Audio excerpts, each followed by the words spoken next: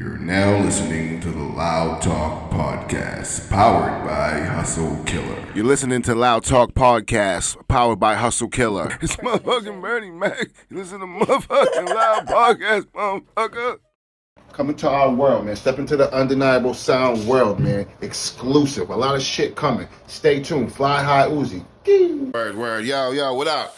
Loud Talk Podcast. We are here, man. This is episode 10. Season 3, man. I can't believe we made this far already. To my right, I got a special guest, man. We've been chopping it up for at least like last year. We were talking and trying to figure out how we could link up and, you know, do a podcast and bring some light to what he's got going on. So give it up for the homie Fly High Uzi. What's going on, baby? How you doing? Cool. Chilling. So normally I like to get people familiar, with the guests. So like, how old are you and where are you from? I'm 32 from Boston. 32 from Boston, 90s baby, right? Yeah. Word. We met briefly, I believe, back in like 2018. When I think you got a Hustle Killer shirt or something like that way back then. But more importantly, you had posted. I don't even think you knew, but you had posted my music. There's a song called Somerville Water Story. With the homie Neezy. Yeah, absolutely. Yeah, that was back in 2018, and I know that you actually shared that, which was, a good look. Appreciate that. Not for sure. So you have your own spot in Austin with the green screens and stuff like that. So tell me more about like what you do over there. Well, we just do everything, bro. We're running podcasts. Obviously, we got full 2 recording studios. Yeah. Obviously, decked out and shit. Doing music videos. I have a Red Mic series with the green screen as well. I was gonna bring that up. Okay, yeah. Undeniable Sounds. Undeniable Sounds. Okay. Yeah, that's the logo right here. Pete right there. Yep. And you can get the merch online. We also have a merch station in studio as well. In studio, yeah. So we can make merch on the spot as well. Definitely holler at him in the DM about anything you need related to like shooting anything or merch or podcast or whatever like that. But anyway, continue. And just right now we're just trying to revamp everything, right? Like shit's smooth, but yeah. I think it's just kind of figuring out how do we make something like this that we're doing interesting for a nigga in New York, right? Or a nigga in LA. Unless it's your cousin in LA or my brother in New York, right? Nobody's gonna care in those cities, right? Because there's some other nigga in New York and LA doing exactly what we're doing. Yep. So they're gonna tune into them. But trying to figure that out, like how do we build that bridge where what we're doing is gonna be interesting to us because we're all tapped in. This is our scene, right? But outside of this, how do we make the world fuck with us? I just been doing that, coming up with a lot of ideas. So I noticed that you tap in a lot of different. I'm gonna get into that in a little bit, but I noticed that you tap. You put your hand in a lot of different businesses, and so we kicked it last year in New Hampshire at the Hustle Killer show. What was the name of that place? I can't remember that place up in New Hampshire, but Bar and Grill, the Bar and Grill. Oh yeah, that's it, right? 3-0 Bar and Grill, something like that. Yeah, and that's when I actually knew that you told me that you were like more into like artist development. You were telling me, like trying to help artists mold them and get them like in the studio and like proper image for them and stuff like that. Is that something that you always was like passionate about? Yeah, I actually did it for a while. I used to get paid to do it actually, and I started off with R&B artists and a couple really young rappers. But the first people I really worked with was, if you ever heard of them, Smooth Impact. Nah. They were an R&B group in Boston. Okay. Out of Boston or whatever, and they were under a label. Back in the day, had a couple other groups or whatever, but like a few labels would pay me to just sit in the studio, bro. Don't breathe right there. Take this out. Take that word out. And just kind of educate them a little bit about what they're talking about, the basis of their content, right? And I do a lot of writing classes now, even today. Like I sit down with like 3-4 artists and break down songs, and explain to them like what they did. Where's the double entendre? Where's the metaphor? When to not use it, when to be vulgar, when kind of breaking shit down like that, right. And I don't think a lot of artists, especially around here, have that, which I think is really important. It needs to be more people like you who do that because, unfortunately, everybody when they first start doing, they're coming up, they're doing rap, they think they know everything. You know what I'm saying? And until they have a person like you come in and say, hold on, change this, do this, do it. And then they realize, wow, that was a way better decision. You know what I'm saying? So we definitely gotta have people like you up in there. Let's run through this year's of your credits, man. All right, we're talking over 100 recording clients. Yes, sir. Facts, right? Big facts. We're talking over 40 podcast episodes produced. 100%. We're talking about over 30 music videos filmed and edited. Correct. And we're also talking about over 50 events that you personally performed at. Right? 100. And Shout out to Hustle Killer. shout out to Hustle Keller, you know what I'm saying? Shout out to Talk of the Town. Yo, real quick, ooh, that's a good time for the plug. Check it out. Our sponsors, yo, it don't happen without our sponsors, you know what I'm saying? So shout out to Go House Studios that allows us to have the space to film our episodes. And definitely shout out to Hustle Killer, man. The wheels don't turn without you, man. So anyway, let me get back to what I was saying. So and 25 release confirmed songs. Absolutely. Yo, that's a lot of shit, bro. Absolutely. Like a lot of shit. So I don't even think people really know. And 0 award show nominations. Me know. personally, shout out to the people that got nominated that I helped. You Are we know talking what I mean? about specific like place? Boston Versus, Yep. Talk of the Town, like they all got nominations because you know I did. And obviously they give me a lot of credit for all that. But beyond that, like my Undeniable Sound itself, or Fly High Uzi himself. No nominations on any award shows. And you know, for me, it's like it is what it is. But every single award show, I could go into any of those categories, and at least one of those songs was recorded in our studio. Right. A lot of songs. Yeah, I go to showcases now, and there'll be 3 rappers, and the rappers I haven't seen in a year. But they recorded at your spot. They recorded that song that they're performing that day at my studio. Right. So I'm like, you know. Yeah. I'm like, I think a lot of local artists from this area have frustration with the music awards around here because there are people who put a lot of work in who I see on the ballot like a Millie's or like a Cousin Stiz or somebody who we know that's definitely on their way to the top. But then there's a lot of favorism that goes on in these Boston Music Awards. You know what I'm saying? You feel the same way? I would absolutely say like you shouldn't even be able to put them in a category, right? Like Millie's or Cousin Stiz or Joyner. You mean like that? You know, these niggas have crossed a level, right? Like they've already crossed this level where you have to put the artist like the dudes that are almost there. It's like right? disrespectful to put them on absolutely, there. absolutely. Because you're gonna put, you know, Millie's on there, and then you're gonna put, you know, fucking Joe Smo, from around the corner, MC Joe right. Smo, and you're like, damn, this dude got, you know, one video out and a couple tracks or whatever, but because he started off in college and he got mad college friends, they pull up to his shows 20 deep. He's not the greatest by a long shot. But he's got actually a pretty bad. following, yeah, he's actually pretty bad, but he got a following. Yeah. You know what I mean, so that's why I'll be like, all right, whatever, fuck it, let's throw him on there. Right. And it's like, it don't make sense, you know, because there's no comparison. It's like, obviously, Millie's gonna win that. You know what I mean? It's like he has too many credits for as soon as you see it, it's like, because if there was even a way to compete with him, then what is the criteria that we're basing this shit on? That's 100% facts. That's 100% facts because it should be two.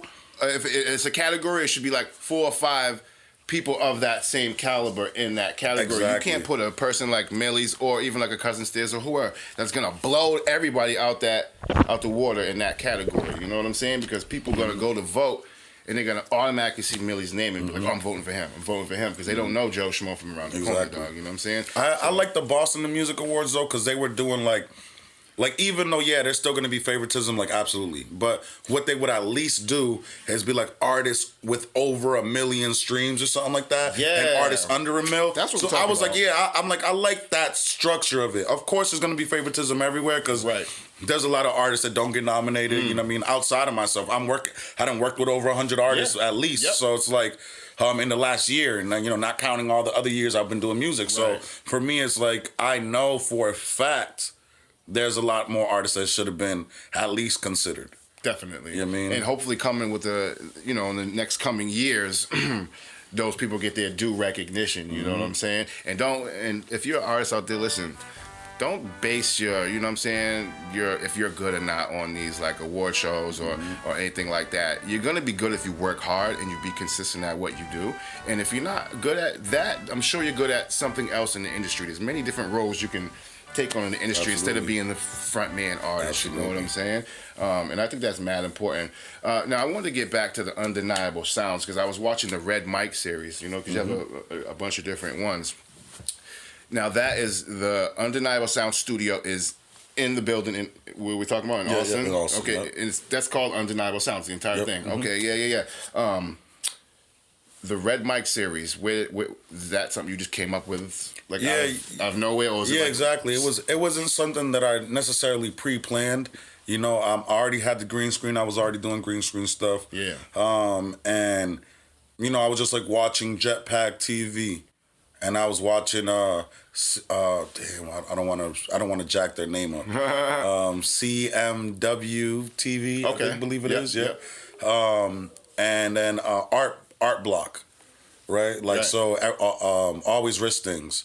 And I was kind of watching like different stuff, and I'm like going through all of the people who they had on their shit. I was just Yeah. like binge watching different rappers, and Right, I'm like, damn, but why they all kind of, you know, it's similar. You know, the shots are all similar. You know, Yeah. besides like the in studio performances that some people Around do. the booth, yeah. You know what I mean?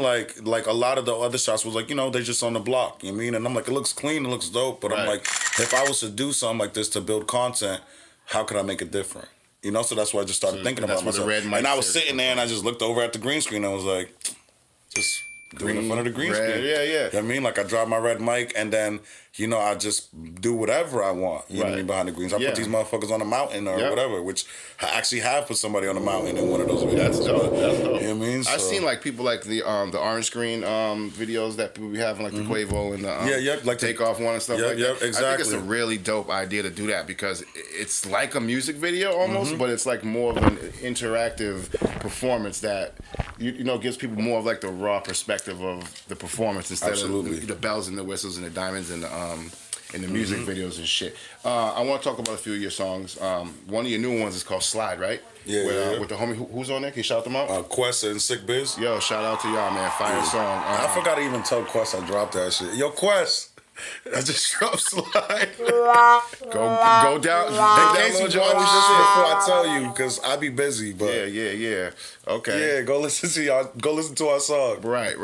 You do a lot of different collaborations. I see you link up with a lot of different homies, and that's probably only natural because you're around so many Yeah, exactly. artists exactly. and shit like that. So the Slide songs, that was just like something y'all threw together real quick? Yeah, or- absolutely. I met Quest at a showcase. Our sets were pretty similar in like the style of songs we chose to perform that day. Yeah. So I'm like, yo, let's just collaborate on something. He came through the stew. Right. We might have some other songs in the works. I won't say yet, but you know, Stay we definitely tuned for had that. a couple things I did, and then I did some joints with Sick Biz just off internet. He brought him through actually. You know, shout out my man's AV. AV in the building. Yep. My executive producer and Undeniable Sound. Yeah. But he brought Biz through, and me and Biz ended up, you know, doing a record. I was in the process of recording, which happens a lot. Like, you know, sessions are coming in. I'm just like in between sessions. between I'm shit. recording, right? Yeah, like I'm yeah, chilling, right. recording myself. So I'm working on my own record, and he walks in. I'm like, "Fuck, you want to jump on this? What you got?" Jumped right on? Yeah, jumped right on. Oh, I it. love that energy, bro. It's always dope when somebody goes, yeah, let me get on that. You know what I'm saying? They don't have to prepare too much for that. The Gangsta Gospel album, Okay. that wasn't too far back, huh? Yeah, no, I dropped that in last year January, Yeah. and Gangsta's Gospel Part 2 is actually gonna drop at the end of this month. Ooh, real quick, if you want to hear any of his music, it's Fly High Uzi, FlyHighUzi, all right? Spotify, Apple Music. Yo, tap in on his Instagram. Check out his link tree. Check out his YouTube. Check out his website, you know what I'm saying, for the Undeniable Sounds. My bad, I had to give you that plug real quick. Yeah, you no, know what I'm for sure, saying? for sure. Until Sunset single Okay, out that- now, right? So Until Sunset actually is another album. It's actually a Latin urban Afrobeat album. Right? So it's like 9 records on there. All features except one song. And all the features I have like Don Black Wi-Fi. He's an Afrobeat, you know, he's an African artist. I have a Honduran artist on there, Dominican, Puerto Rican, you know, Fire, like fire. a bunch of different And what's places. your I'm Puerto Rican. ethnicity? I'm a Nigerican. Yeah, that's what I like to call it. Yeah. I feel that. I'm a Nigerican, bro. I'm Puerto Rican, but ain't nothing about me Spanish. Right. I don't got You don't salsa speak in the Spanish? ish. I do. I speak it very poorly and like a Okay. Dominican. Yeah, you know what I mean? So, I thought you were some I- type of Spanish. I get laughed at when I try to speak Spanish, so I Do just you? tell niggas I'm Cape Verdean at this point. Oh shit! Yeah, fuck it. Yeah. You do look Cape Verdean too. Fella Portuguesa? Right. Oh no, that's Brazilian. Fuck. Wrong one. Hey, you see, my man speaks So a dog couple dude. of different languages. Soy dog dude. That just You know means what I I'm mean? crazy, man. Tap into the brain. And the Family song. Okay, with yeah, the homie with Miles Carter.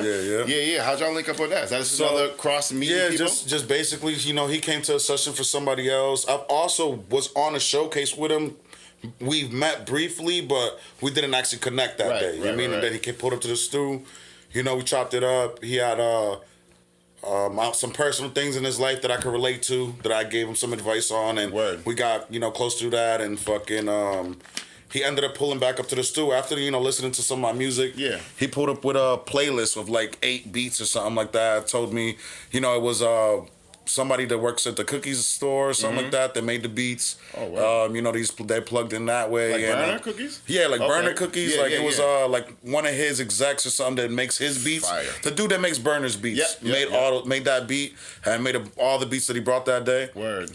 So he's like, let's work on a record. I'm like, I bet. He's like, I'm gonna go to the store and go grab some shit. And him and his mans, they went to the store. Shout out Wiz Yodik. They went to the store to go grab a couple things. And by the time they came back, I'm like, yo, I got your open verse. Already. You know what I mean? So I'm like, I got That's your how open quick verse. you work. But I actually have another record that I'm dropping with him this week. Whenever, how these services are. You know what I mean? Of But course. whenever you they want are, it to come out and they be like, yeah, well, guess what? It's not Yeah. coming out for like 2 weeks. We'll let you know. You know what I'm Exactly, saying? so- Sometimes they drop it without even like, if you're not paying attention to your email or something, they drop your music without. Exactly. I don't like that. I don't like that, especially like that's why I stopped fucking with TuneCore. Yeah. Because their shit is just all over the place, and they want way too many high prices to do little shit. You know what I'm saying?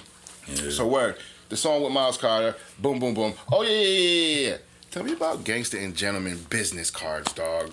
Hey, yo, man. Tell me about the gangster. What was that? When you were like 18 or something? I was 18 years Yeah, old, yeah, yeah. man, And you literally had business I cards. literally had business cards. So 'Cause at that too busy. time- You're too busy, huh? Yeah, at that time, I'll keep it real, bro. I was gang banging heavily, right? Okay. Like I was all the way in the streets, bro. Yeah. I had just got shot, all this shit. Damn. But like, I had ended up, getting a job for a nonprofit. You know what I mean? Okay. Like through DYS. Like when I got released from jail at 17, I got committed to DYS, and then I ended up like right before I turned 18, I got a job working at ABCD.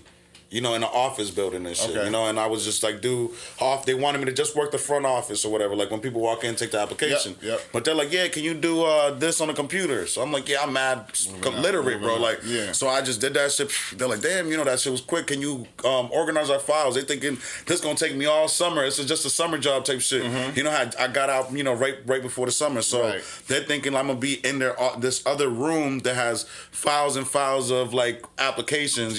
They're all, for whatever amount of Whatever. time. Yeah. The first day, I was like, yo, chronological, alphabetical. They was probably like, You know what I mean? So they're like, Yeah. yeah. So then they ended up actually hiring me on. And through that, I kept getting like nonprofit jobs. But even though I was like, sometimes I'm homeless, sometimes like they don't know like that. You know what I mean? I'm just running the streets on some wild shit. as long as you show up to You know work, what I they mean? don't know Exactly. what's going on. So Yeah. I got this other job at United Neighbors, which was in Fall River, which was where I was at the time.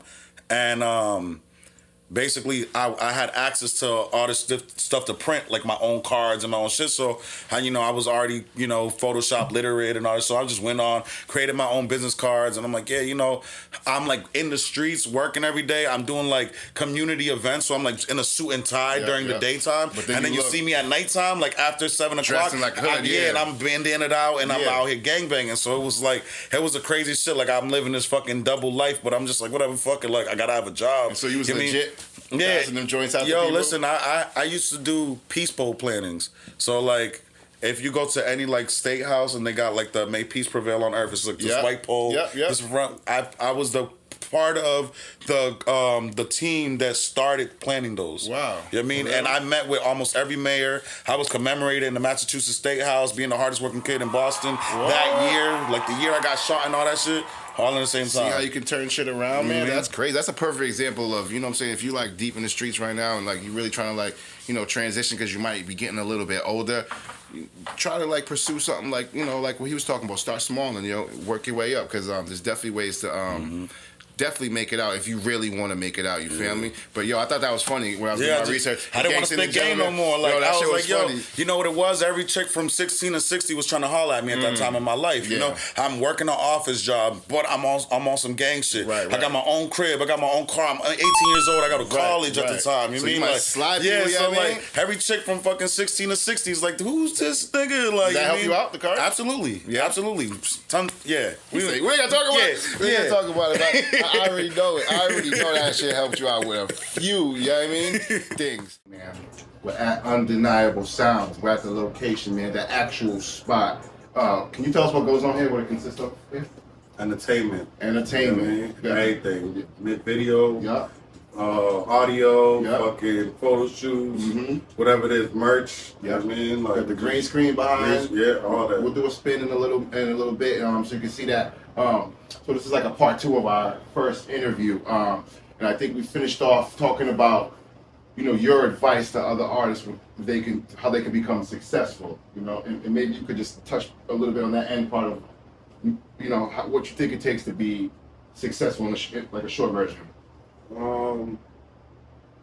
I would really say like what it takes to be successful is come up with a plan A and fuck plan B. Right. You know what I mean? Yeah, no plan B. Put all your eggs in one basket. Chances make champions. Mm. If you don't take the risk, you won't see the reward. Right. That's Try. true. You mean like niggas say that you gotta try with, but like us as I'm gonna say people of color. Yeah. You know what I mean? Even though there are obviously white artists out there and whatever, I'm not 100%, taking that yeah. away, but as people of color, like we have to work twice as hard to get half the results, Yeah. right? For a lot of Yeah. things in life. 100%. And then we'll take the risk to be like, yo, I'll go trap on the block, you mean? But I won't put money up to try to open up my own business. Something You know what I legal, mean? Like, yeah. which is ironic. Like before I got this space, I went to 20 different friends and was like, yo, I got the plug. He got the pounds for fucking 2 bands. Go Yeah. half with me, 1,000. Nope. And I watched every nigga look me in the face and say, hell yeah, bro. I'll go half with you, 1,000 on that weed. Yeah. Absolutely. And then I was like, I'm lying. I'm trying to open up my own studio. Right. Go into business with me. Yeah, though. yeah. 1,000. That Right. same $1,000 he was about to give me for some weed. Yeah. Invest into the Right, business. right. And only one person said yes. And that's one of my silent partners today. Yeah, shout out to the silent Yeah, partner, shout out to my man. nigga P, man. Shout out to P, man, because it takes a lot. Because when people come to you with ideas, you don't see the end result. You know what I mean? But like he said, you gotta fuck a plan B and go hard. And even if you fail, keep going. Mhm. Because failing doesn't mean that you just stop. It just means that you gotta try harder and be more consistent. You know what I'm saying? So yeah, that was a fly piece of advice. And I think what I really wanted you to present to people is like your message to the world. You can speak to the hip hop world, whoever. Your message to the world out there, what you want to leave people with. It means to what I want to leave people with, man. I want to say, bro, love yourself. Love You know yourself. what I mean? Like I'm gonna try to leave a legacy of music that is empowering, but just, at the end of the day, my main message, right, is love yourself. Love Like, yourself. we all gonna go through shit. We all got stuff going on in life. We all got problems, but it's about like how you get back up from all the downfalls, and you know what I mean? Like Get back up. some motherfuckers just let life go. You know what I mean? Like Yeah, you can't do that. yeah, you like can't do that. plan ahead. You know what I Yeah. mean? Plan ahead. Write shit down and write it down, and then figure out a plan to make that shit you wrote down go into motion, Yeah. and then take those steps and write those steps down that you need, and break those shits down, and Yeah. put that all into motion. Like manifest the shit, but more Yeah. than manifest it, put manual labor in it to fest it. Yeah, you know what I you mean? be at the fest. You know what I'm saying? I think that's really important. That's an old technique too. Is write your goals down, man, and just try to slowly accomplish, one by one. You know what I'm saying? And you're gonna feel so much better once you accomplish, your goals ultimately. And like he said, love yourself. You gotta love yourself because nowadays this world it's very dark and angry. A lot of people going through depression and anxiety, and there's not a lot of self-love going on. So I think that's really important. And I want to say, like, depression and anxiety is almost like cool. Yeah. right? In Yeah. today's world, which sucks. It does suck. For the people who really got it. Exactly, because like everybody like tries to make it seem like it's this dope thing to be emo, to be this way, that way, and it's like, yeah, I feel you, but like it's a culture, but then it's not. It's like you're just saying, but we want to walk around and hate ourselves all day. Yeah, yeah. And it's like, yo, people deal with real depression. But you know what I mean? Like I'm a person that I didn't took counseling, bro, since I was a kid, type shit. You mean? And it's like, but going through real life traumas and shit. Yeah. And even now today, I don't sit there and try to walk around and act like I got depression. You mean? Like, I might. Everybody's gonna go through a little something. If I go talk to a psychologist, I'm sure he'll diagnose me and try to slip me some pills. For that money, but I'm straight. You know what I mean? Right. Like. Right. You can overcome that shit regardless of who you are. Yeah. And it's like, the depression shit is real, but sometimes we glorify it like it's the thing to do. Like, I'm depressed, life sucks. Right. Everybody like hates you. Yeah. Almost. And it's like, get out of here, come up from that. Yeah, try harder. You know what I'm saying? Get over it. You know what I'm saying? Wake up, make your bed, drink some fucking coffee, you get outside, you know what I'm saying? Word. Sitting in your room. Say hi to a stranger. Say hi to a stranger, you know what I mean? Spark a conversation because a lot of people are inside nowadays online, and especially the kids, man. Our kids got to get outside more, you know what I mean? I don't even see kids playing in yards no more like they used to be when it was coming up, you know what I'm saying? So, gotta get off those devices, man. You know what I mean? But I think that's a real good message. Check it out, yo. We're at Undeniable Sounds. You heard? I'm with Fly High Uzi, yo. You're gonna see the episode. It's gonna be a nice mixture of me being here and us doing the interview at the other spot. So I really need you to stay tuned for that. Loud Talk Podcast, Undeniable Sound, Fly High Uzi, man. You already know. Appreciate you always. Word.